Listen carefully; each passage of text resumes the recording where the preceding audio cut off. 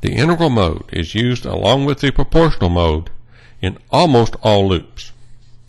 A proportional integral or PI controller uses the proportional and integral modes, but does not use the derivative mode.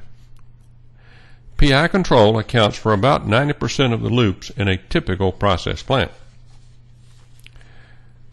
The PID blocks in digital controls provide all three modes.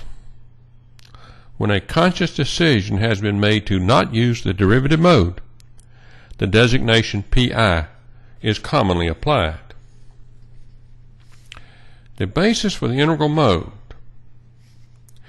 is to change the controller output bias by a rate that is proportional to the control error E. This is expressed by a simple differential equation. The rate of change of the proportional output bias is the control error E multiplied by a coefficient. The coefficient K sub I is a tuning coefficient known as the integral or reset gain. Integrating this differential equation gives the more common expression for the integral mode. The control output bias M sub R is the integral of K sub I E dt. For either equation, an initial condition is required. The initial value for the control output bias is the value M sub R0 computed from the bumpless transfer calculations. On a positive control error, the control output bias increases. On a negative control error, the control output bias decreases. The control output bias is constant only when the control error E is 0. When the integral mode is present in a controller, the loop can only line out with the PV equal to the set point. And this is true regardless of the value of the tuning coefficient for the integral mode. But let's be clear. The presence of the integral mode does not assure that a loop will line out. But if it does line out, the PV will be equal to the set point. Combining the integrated equation for the integral mode with the proportional plus bias equation for the proportional mode gives a PI controller. Many computational procedures use the individual equations for each mode. But when expressed in articles and books, the custom is to write a single equation. Combining the two equations gives a single equation with two terms. The proportional term is the controller gain K sub C times the control error E. The integral term is the integral of K sub I E dt. Very few commercial control systems use the integral or reset gain K sub I for the integral mode tuning coefficient.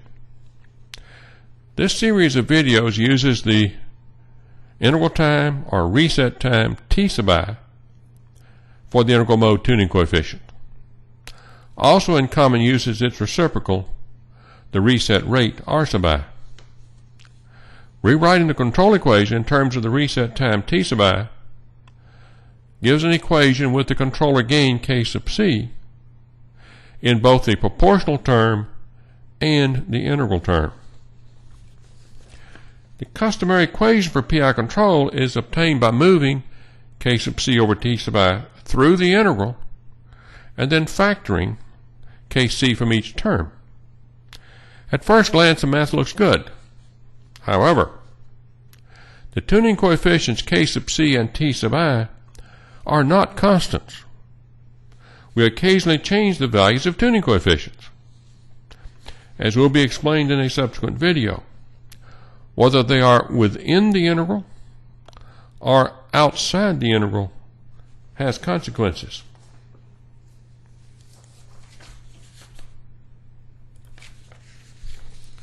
Using the hot air furnace, we will demonstrate that the integral mode eliminates offset and droop for both set point changes and disturbances.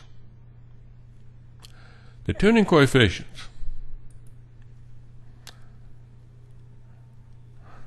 are a controller gain of 1% to percent and a reset time of 1.5 minutes.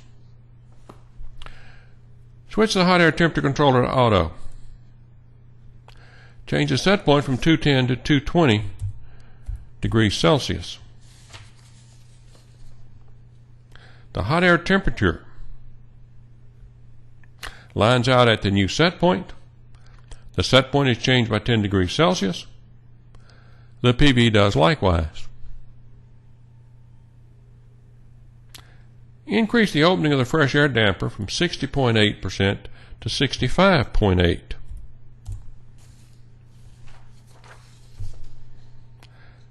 This introduces a disturbance in the form of increased airflow or demand, which causes the hot air temperature to initially drop. With the integral mode in use, the controller increases the fuel valve open sufficiently to return the hot air temperature to its set point of 220 degrees Celsius. Place the simulator and hold.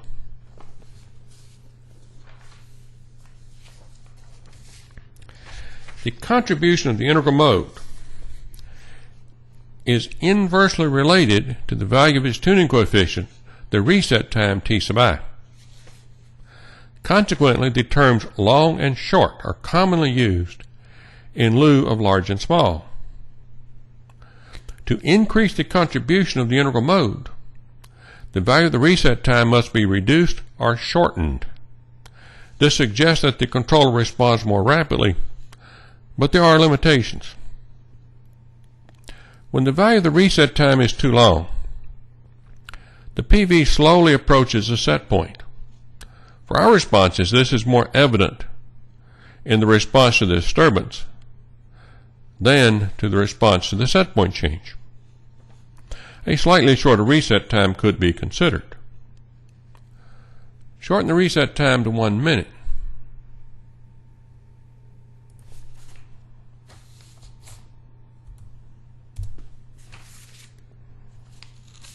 Place the simulator and run. Return the fresh air damper opening to 60.8%.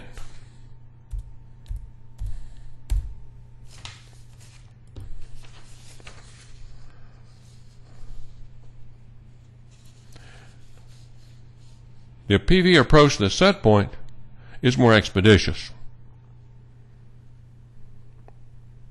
Then return the set point to 210 degrees Celsius.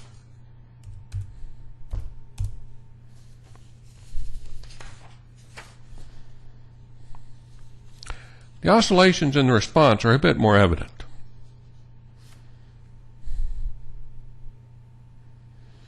Place the simulator and hold.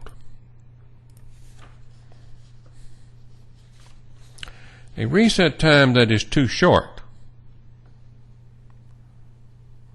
causes the integral mode to change the controller output bias too rapidly, the result being oscillations in the PV.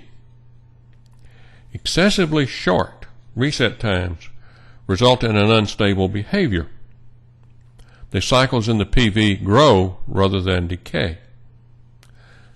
Better for the reset time to be a bit too long than too short. Subsequent videos will examine other issues associated with the integral mode, including reset feedback, bumpless tuning coefficient adjustments, and reset windup. But we shall first complete the PID control equation. The next video introduces the derivative mode.